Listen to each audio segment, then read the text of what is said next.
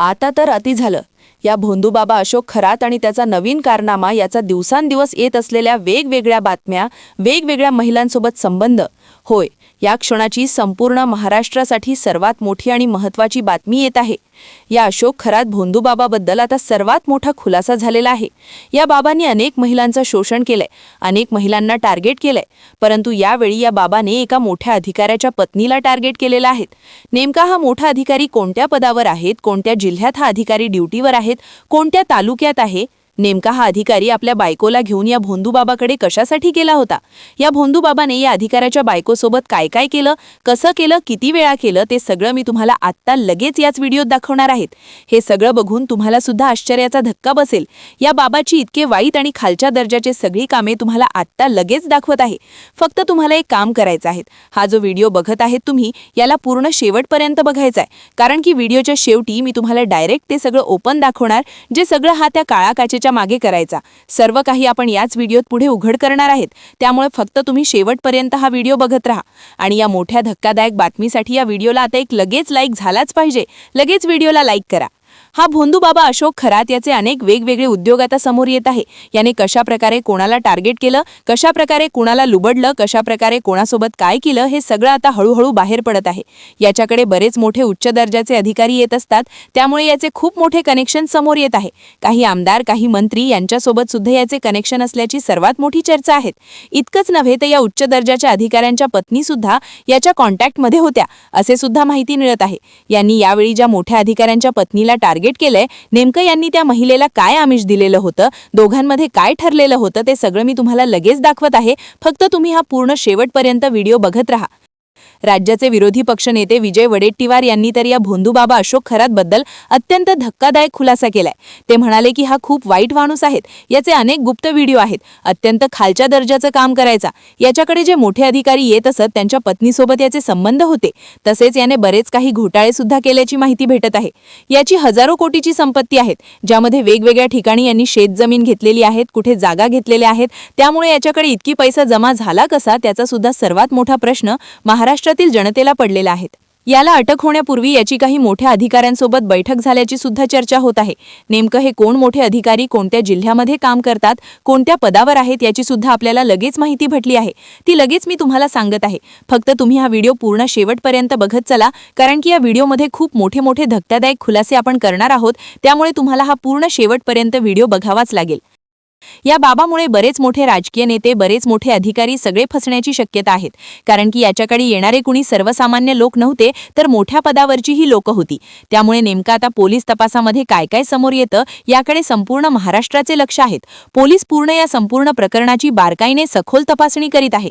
नुकतीच पोलिसांनी या भोंदूबाबा अशोक खरातच्या ऑफिसवर धाड मारली। तिथे गेल्यावर पोलिसांना सुद्धा एक धक्का बसला।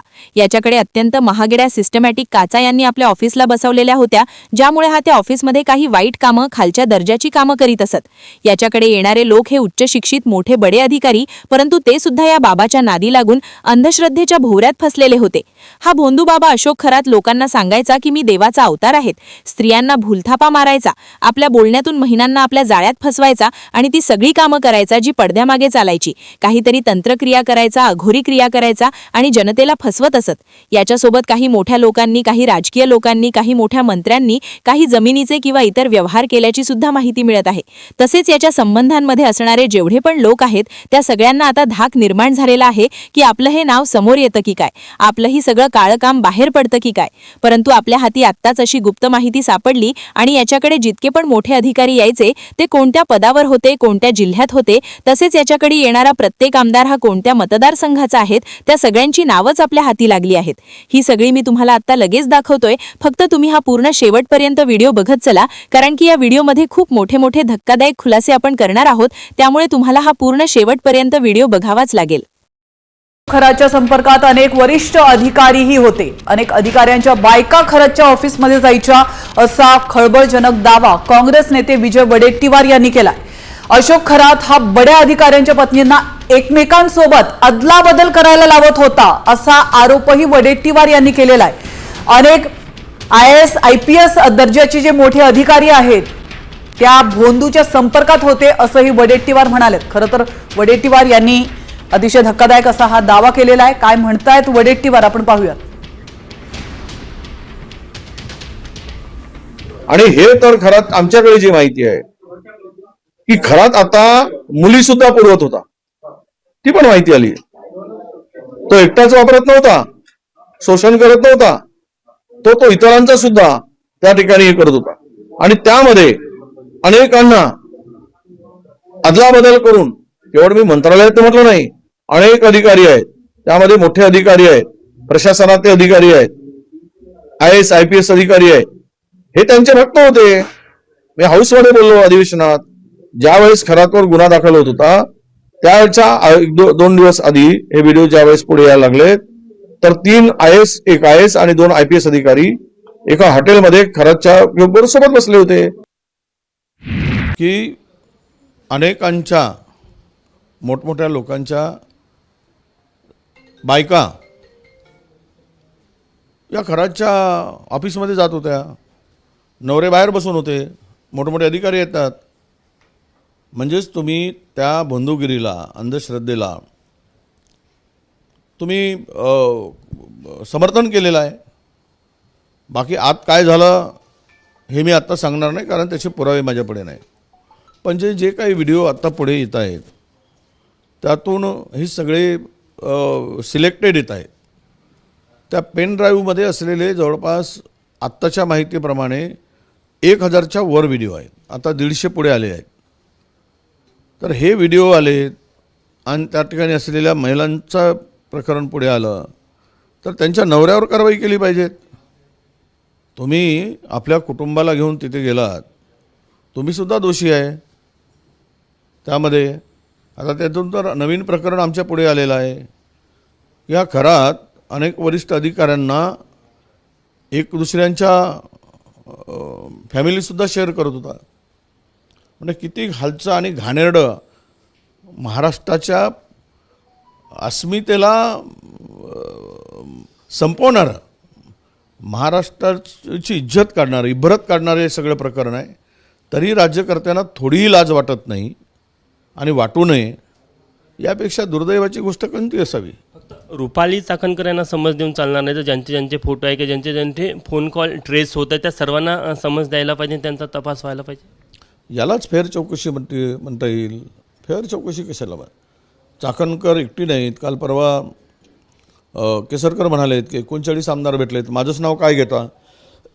याचा अर्थ चाकणकरांना माहीत असलेले 39 आहेत, चाकणकरांना माहीत नसलेले किती आहेत. त्यामुळे हे आकडा 100-200च्या राजकीय लोकांच्या घरात जाईल. त्यामध्ये मंत्रीसुद्धा आहेत. मग ह्यांची चौकशी का नाही? चाकणकरांची केलीच पाहिजे. ती तर दिसतेच आहे, ज्या पदावर ती होती आणि त्या पदावर राहून तिच्या ऑफिसमध्ये सुद्धा ती सगळं बंधुगिरी पाळत होती अशी माहिती आहे. त्यामुळे तिच्यावर कारवाई तर झालीच पाहिजेत. पण त्याबरोबर यामध्ये असलेल्या सर्वांवर कारवाई झाली पाहिजे. त्यांनाही नोटीस दिली पाहिजे, त्यांनाही चौकशीला बोलवलं पाहिजे.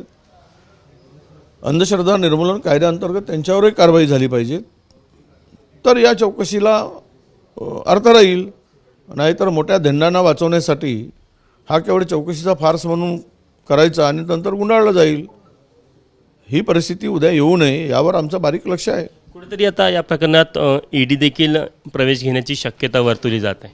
काल जे फोटो पुढे आले, ब्लॅक मनी व्हाईट करणारे जे काही चेहरे आलेत ते त्या बंधुबाबाबरोबर दिसत आहेत. वारंवार अनेक मंत्र्याबरोबर दिसलेत, त्यांच्याबरोबर त्यांचे फोटो आहेत.